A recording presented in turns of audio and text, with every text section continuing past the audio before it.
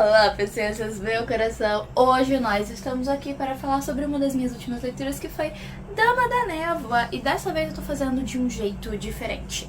Dama da Névoa é o segundo livro da trilogia da Princesa das Cinzas, e o que acontece é que quando eu falo de séries de livros, né, de livros que não são únicos, eu faço um vídeo do primeiro livro, e depois eu faço um outro vídeo falando da série inteira de maneira geral quando eu termino.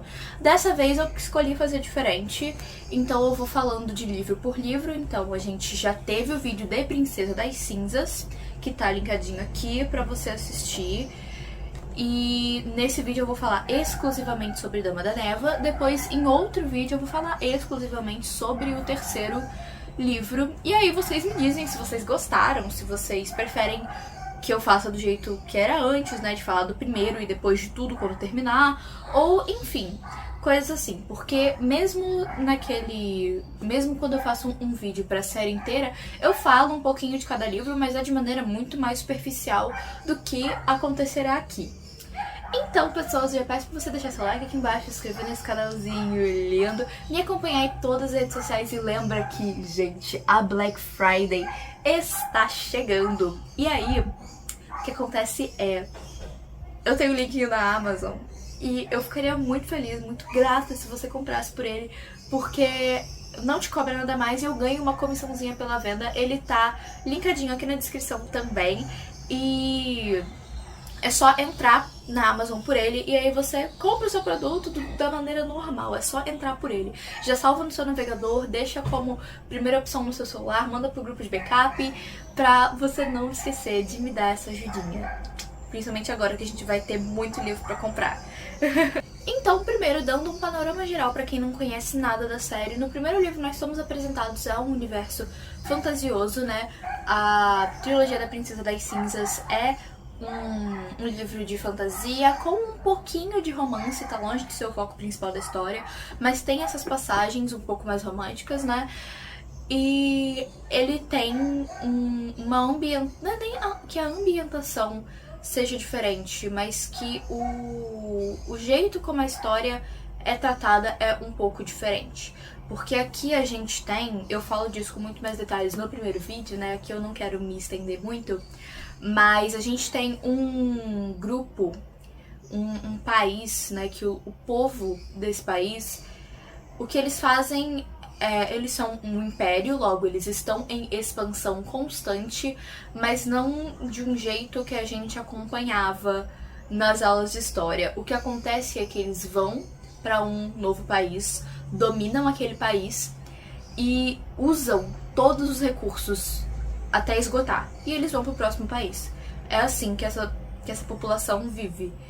Então, eles estão, no começo do primeiro livro, eles estão em Ástria, que é o país da nossa protagonista, há mais ou menos 10 anos. E tá começando esse processo de esgotamento de recursos. Então, a nossa protagonista, né, é a Teodósia, que é a princesa desse país destruído. E ela é mantida como um bichinho de estimação na corte.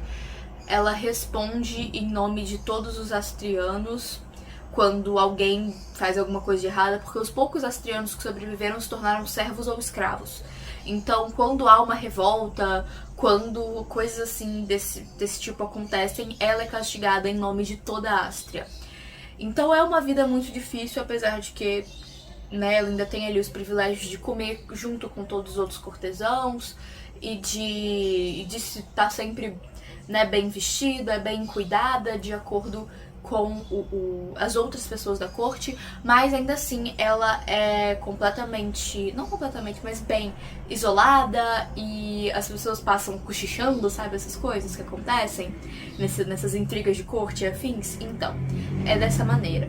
E aí o negócio é que a Ástria é um país onde as pessoas são descritas como pessoas pretas, desde uma cor mais retinta, pessoas um pouco menos retintas ou mais claras, enfim. E os calovaxianos são os brancos, louros, dos olhos azuis.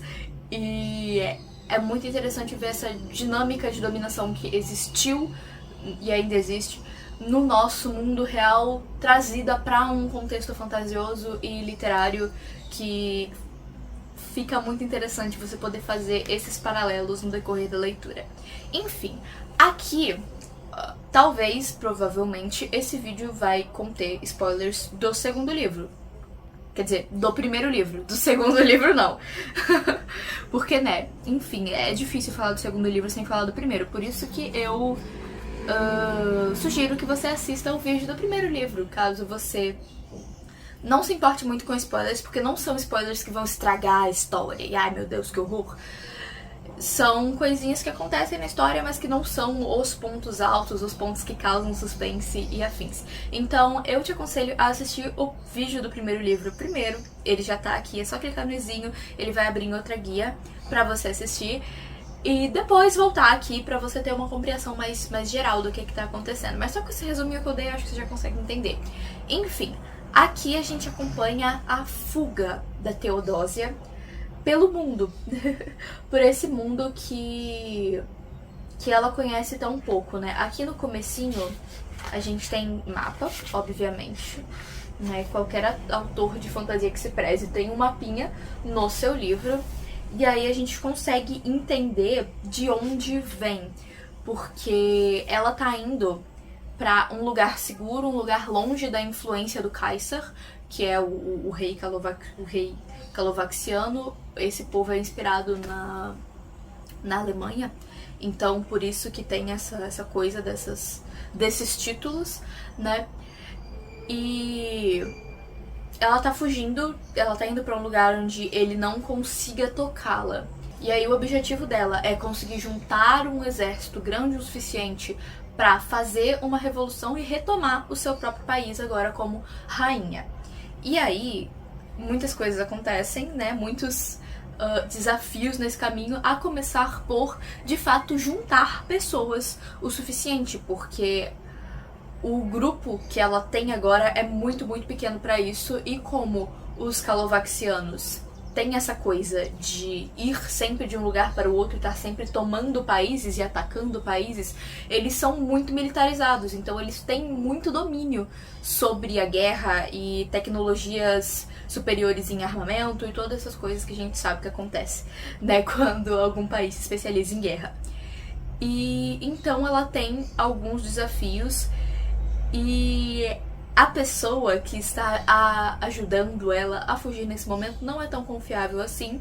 E lá pras tantas ela descobre que tinha um acordo que ela não sabia e que agora ela vai ter que cumprir.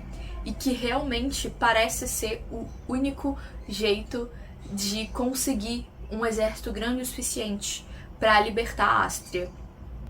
Mas como tem um terceiro livro, a gente sabe que as coisas não são bem assim, né? Tem muito mais spoilers, eu só quero dizer a vocês que no decorrer do livro começa a rolar ali um mistério, sabe? Um mistério, rola ali uma coisa meio Agatha Christie, essa vibe assim que você fica procurando suspeitos e pensando em suspeitos, né? E é muito interessante, não passou pela minha cabeça em nenhum momento a pessoa que de fato era culpada por isso. E eu já aviso a vocês que nesse livro entram vários personagens. Nem todos eles têm grande importância pra história, mas alguns deles são só, tipo assim, nomes jogados e aí você nunca mais vai ter que vê-los. Então não se apavore, vai ficar tudo bem, tá? As pessoas que realmente importam vão ser melhor desenvolvidas, vão aparecer mais vezes na história e você vai entender as particularidades daquele personagem no decorrer do livro. Então não se preocupe com um monte de nome, um monte de países e um monte de coisa que vai ser enfiada aqui nesse livro. Vai ficar tudo bem.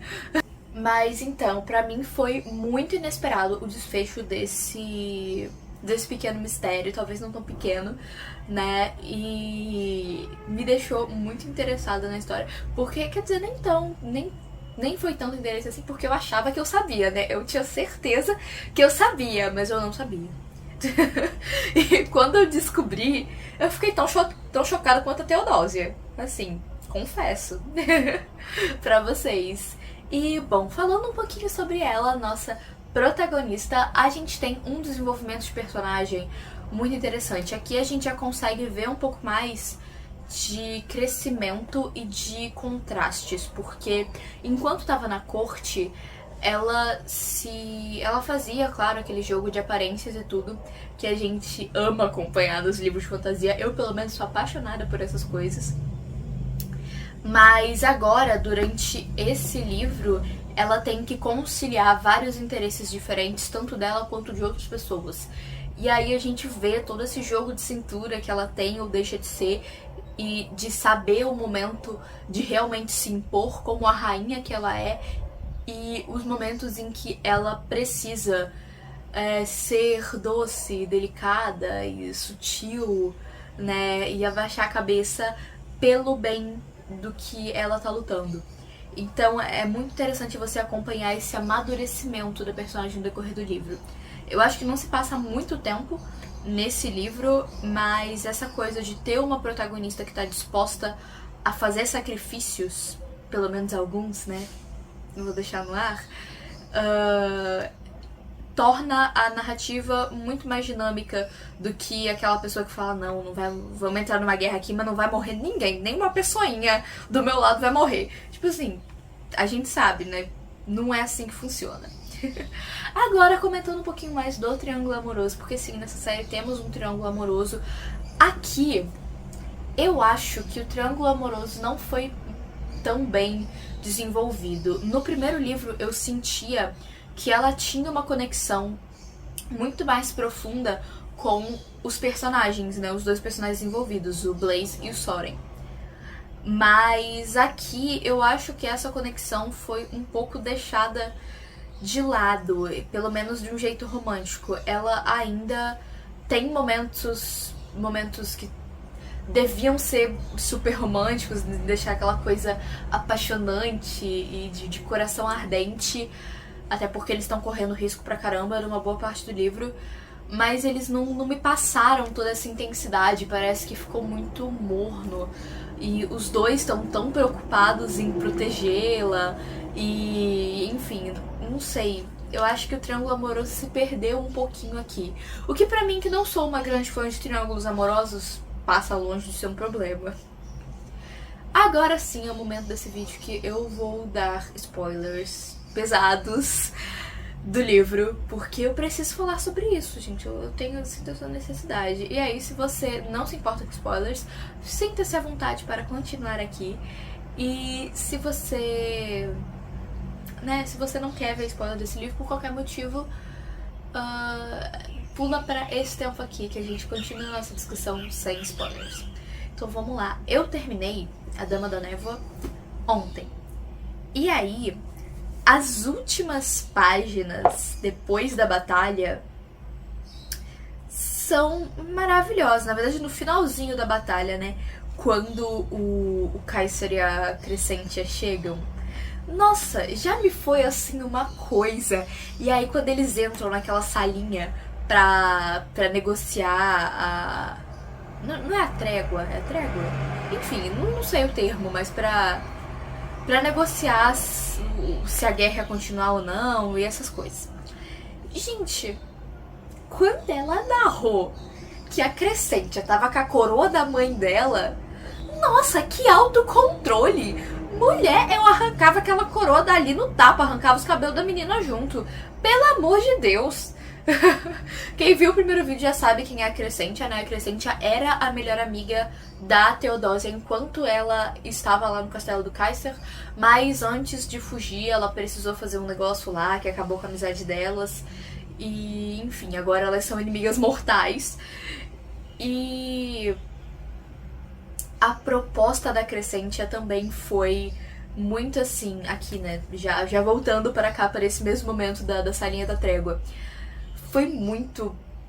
Não diria ousada a palavra, mas tipo assim, se achando superior, falando, aconteceu comigo, não vai acontecer com você. Gente, eu amei. E aí, o finalzinho, né, com a Theodosia decidindo aceitar todo aquele poder que tá dentro dela, que ela sente que sempre esteve, toda essa afinidade mágica que ela sempre sentiu e indo atrás disso pra se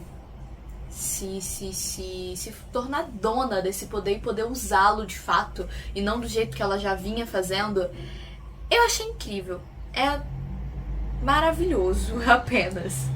E o último capítulo dela reencontrando, o último capítulo não, né? O epílogo que ela reencontra o espírito da mãe dela e rola ali aquela interaçãozinha de menos de uma página.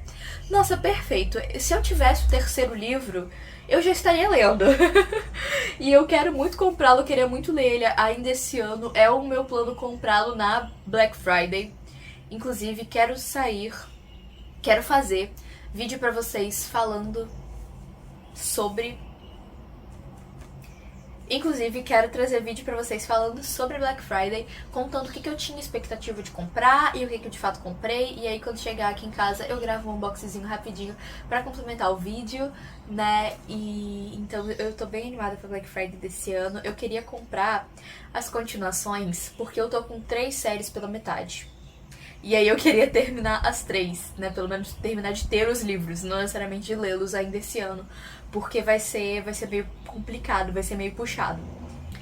De maneira geral, eu achei esse livro, eu não sei se eu consigo achar ele superior ao primeiro. Exatamente por causa dessa coisa do triângulo amoroso. O primeiro foi muito mais intenso e me pegou muito mais do que nesse livro.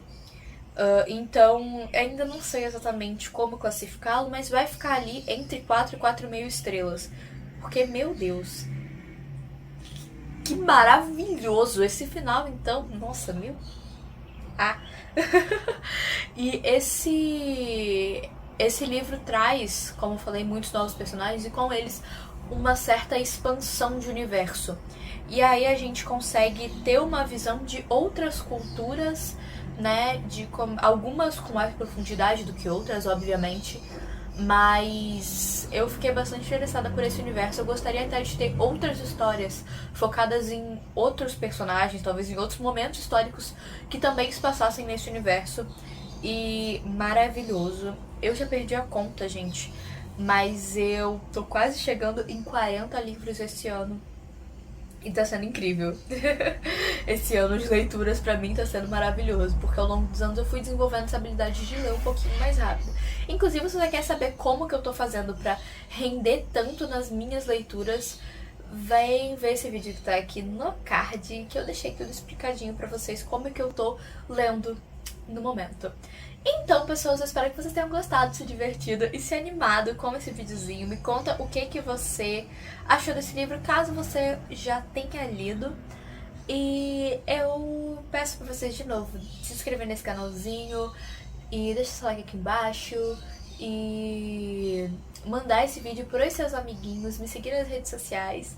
E aí você não precisa saber que nós temos muito conteúdo nessas galáxias, então eu vou deixar aqui pra você a minha playlist de resenhas do canal e aqui embaixo o último vídeo que saiu.